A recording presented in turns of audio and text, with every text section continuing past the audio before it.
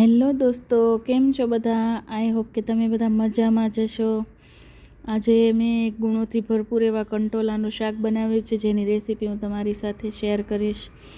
કંટોલા આપણા શરીર માટે બહુ જ ઉપયોગી છે. રોગ પ્રતિકારક શક્તિ વધારે છે, ડાયાબિટીસવાળા માટે પણ ઉપયોગી છે અને વેઇટ લોસ પણ કરે છે. તો ચલો આપણે એની સબ્જી બનાવી લઈએ. એના માટે મેં 250 કંટોલા લીધા છે.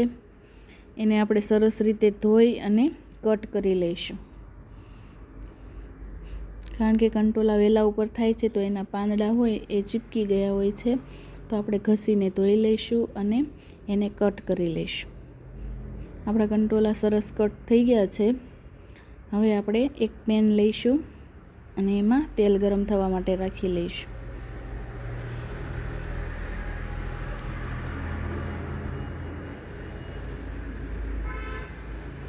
તેલ ગરમ થઈ જાય એટલે આપણે રાઈ એડ કરીશું. રાઈ તતડી જાય એટલે 1 ચમચી આપણે જીરું એડ કરીશું અને 1 ચમચી હિંગ અને 1 ચમચી હળદર એડ કરીશું અને કાપેલા કંટોલા એડ કરી દઈશું અને સરસ રીતે મિક્સ કરી લઈશું.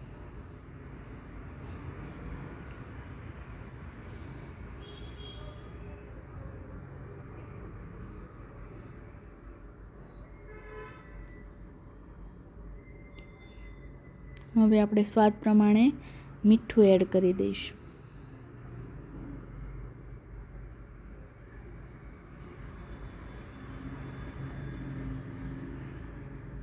પાંચ થી 7 મિનિટ માટે આપણે એને સ્લો ફ્લેમ પર થવા દઈશું. 5 થી 7 મિનિટમાં આપણા કંટોલા સરસ રીતે કૂક થઈ જશે. વચ્ચે વચ્ચે આપણે એને ચલાવતા જઈશું.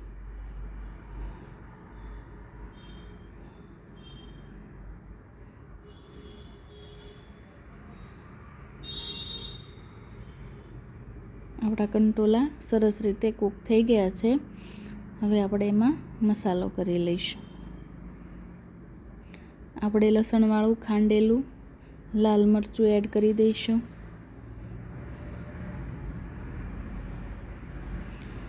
ગાંઠિયાનો ભૂકો એડ કરી દઈશું.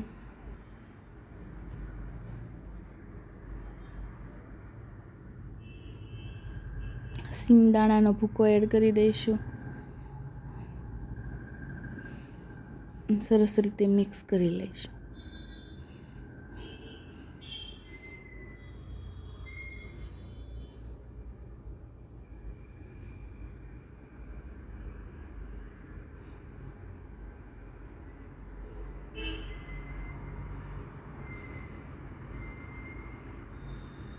ધાણા જીરું પાવડર એડ કરી દઈશું.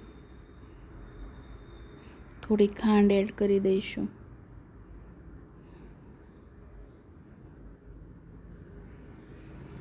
સરસ રીતે મિક્સ કરી લઈએ. હવે આપણું શાક બની ગયું છે.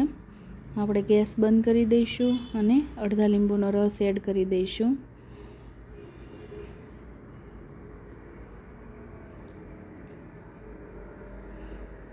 અને હવે લીલા ધાણા કટ કરેલા એડ કરી દઈશું. બરાબર મિક્સ કરી લઈશું અને સર્વ કરી લઈશું.